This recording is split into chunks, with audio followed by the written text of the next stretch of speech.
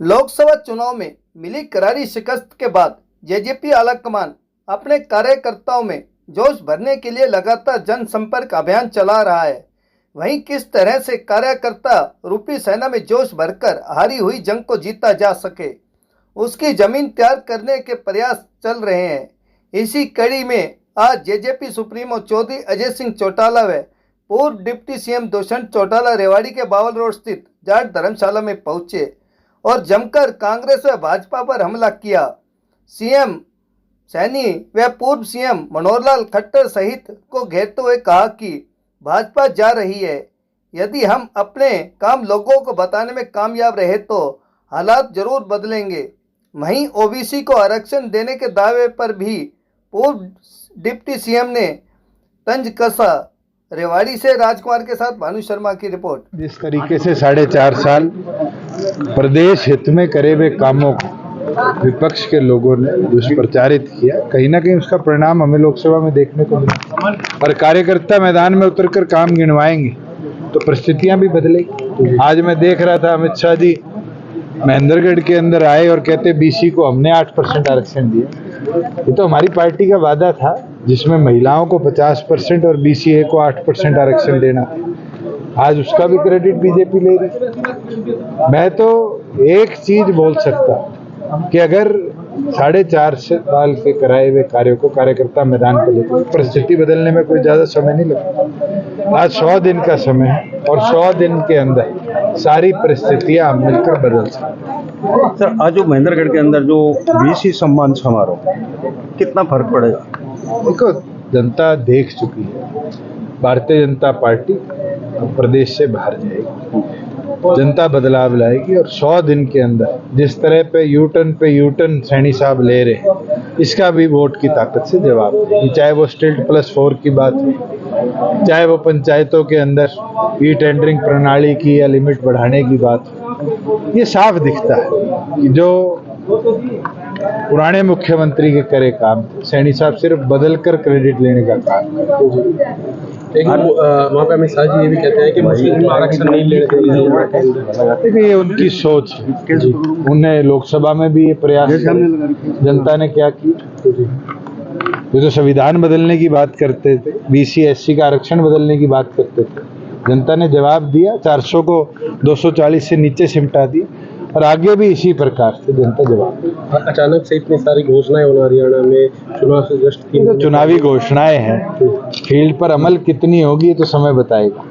तो मात्र 60 दिन रह गए, 60 दिन के अंदर तो हमारे प्रदेश में कोड ऑफ कंडक्ट लागू हो जाएगा और जनता इन चीजों को समझती है। चुनावी घोषणा तो पिछली बार भी बहुत करी थी और चुनाव के बाद सारी भूल गए थे और अब भी इसी प्रकार से जनता इस चीज का। सर, हरियाणा मांगे हिसाब, इसको किस नजर से देखते हैं? भूपेंद्र सिंह हुड्डा के भूपेंद्र हुड्डा 10 साल का अपना हिसाब भी साथ रखे कि 63,000 एकड़ जमीन किसानों की CLU के नाम पर 4-6 लगाकर किस तरीके से प्राइवेट बिल्डरों को दिलाई, किस तरीके से किसान की छाती में गोली मारी गई, टीचर की छाती में गोली मारी गई, हीरो होंडा मारुति जैसी कंपनियों को प्रदेश से भगाया गया।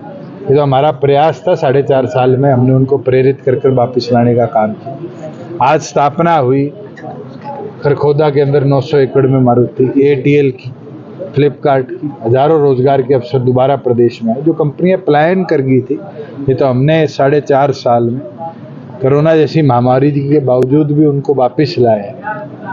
मुझे लगता है हरियाणा की जनता इन सब चीजों को देखकर विधानसभा में वोट। सर, फिर से सड़कों पर विभिन्न संगठन, कंप्यूटर ऑपरेटर्स भी यहाँ पर बैठे हुए सड़कों के ऊपर 2 दिन से। देखो, जिस प्रकार से क्रिड के फैसले निरंतर आ रहे मुख्यमंत्री के विभाग, ये साफ दिखाता है कि ये लोग कहीं ना कहीं जो हमारे DC रेट की प्रणाली को कौशल में भेजा था, उससे कहीं ना कहीं रोजगार प्रणाली को भी समाप्त करने का प्रयास है। सर, परिवर्तन प्रकृति का नियम है, जो लोकसभा में हुआ वो विधानसभा में। देखो, ये तो इतिहास रहा है हरियाणा का। आप चाहे 77-74 का चुनाव देख लो, आप चाहे 84-87 का चुनाव देख लो, चाहे पिछला चुनाव देख लो, 10 के बाद भी तो बीजेपी को 40 पे सिमटा दिया था। तो जनता जवाब देगी और आने वाले दिनों में बहुत राजनीतिक गतिविधियां बदलेंगी।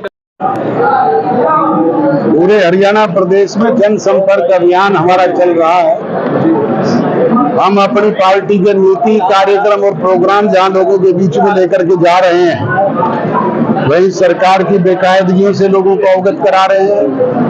हमारे राजनीतिक विरोधियों ने जो दुष्प्रचार किया उससे उन्हें अवगत कराने का काम कर रहे हैं और अपने संगठन को प्रभावी और मजबूत बनाने के लिए नए लोगों को अपने साथ जोड़ने का काम कर रहे हैं। ऐसा दुष्प्रचार दोबारा विधानसभा चुनाव से, इसके लिए क्या तैयारी है पार्टी की? मैंने कहा कि हम हर पल कुछ ना कुछ नया सीखते हैं। इस हार से भी हमने कुछ न कुछ नया सीखने का काम किया है, उसी बदलाव के रास्ते पर चल रहे हैं। एक अभियान शुरू किया है, हरियाणा मांगे हिसाब, किस नजरिए से देखता है? तो मांगे हिसाब रोकता कौन है? भूपेंद्र हुड्डा से विधानसभा में खड़े होकर के मांगते तब मिलता हिसाब, वहां तो कभी बोले नहीं। वहां तो भारतीय जनता पार्टी के गुणगान करते थे और आज सड़कों पर आकर के ये कहते हैं कि जनता मांगे हिसाब और हम मांगे हिसाब।